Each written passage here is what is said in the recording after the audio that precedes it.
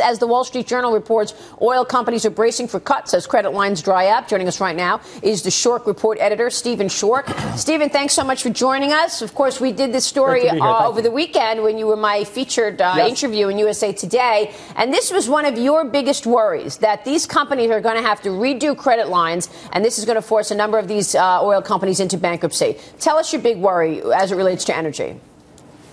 Absolutely, Maria. So at this point right now, look, we were able to kick the can down the road back in the first quarter when we had the redeterminations of the bank credit lines and the liquidity continued to flow with the Fed's easy money. And this was a function of the forward curve. That is to say, the industry was able to hedge production forward and bring that production now to the fore. Now, the concern here is that the prices have crashed, but not only in the spot market, but also at the end of the curve. So now that ability to hedge is not there.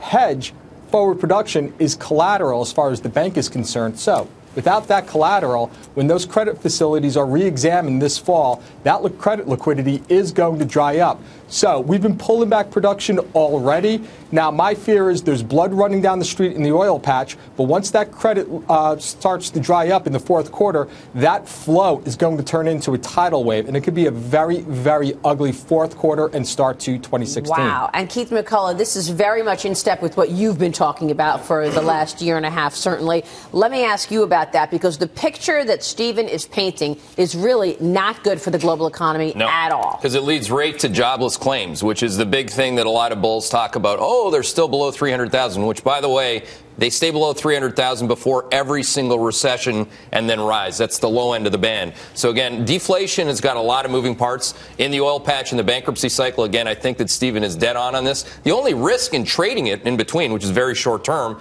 is that the Fed goes hyper dovish. And, again, if they go dovish and start to insinuate that they could do QE4, that's one thing that could get oil at least into the high 40s as opposed to just kind of meandering down here for a trade. So if the Fed raises rates on Thursday, Stephen, does that... If they raise rates, they'll crash. Exactly. If they raise rates Thursday, what happens to an economy that is still in such a fragile state? Well, absolutely. The United States economy right now, I think the Atlanta Federal Reserve, their Q3 forecast is well below the street at about 1.2%. Right now, we just had a downgrade on the Chinese growth in economic activity. The industrial economies, the majority in the G7, the BRICS, the Asian tigers are all contracting right now. And you know what, Maria? That's coinciding. They've been contracting for the last 12 months. And what's happened over the last 12 months? Oil prices have crashed. Industrial metals have crashed. So we're looking at the canary in the coal mine. The fact that these economies are pulling down now, we saw this signal 6, 8, 12 months ago when the commodity markets began to crash. So you have a weak economy globally, the United States barely chugging along at 1.2% growth. Our neighbors to the north are in recession. Brazil is in recession. Other natural resource-dependent economies around the globe, when are those dominoes going to fall? So you have to ask yourself intuitively, how long can the United States go it alone? And it's a very scary proposition at this juncture. Stephen, is Saudi Arabia winning here? Part of this is demand. The global economy slowed down, and so the demand for oil is down. But part of it also is that Saudi is pumping oil to compete with shale. It's trying to knock back shale producers from getting too much into their business. So you have this glut of oil on the market. Yes. Is Saudi winning this fight, watching what's happening now in the oil patch? Or when Saudi Arabia has to raise prices again because it has to fund its own social programs, do these players in the U.S. shale field come back online? It was a momentary departure from production. Yes, Keith. I mean, I kind of take a off the radar kind of view on that, and I maintain that Saudi really wants North American production to succeed because it is much easier to compete with a higher cost producer in the global market than it is to compete with the Elon Musks of the world, and you want to keep those entry barriers low.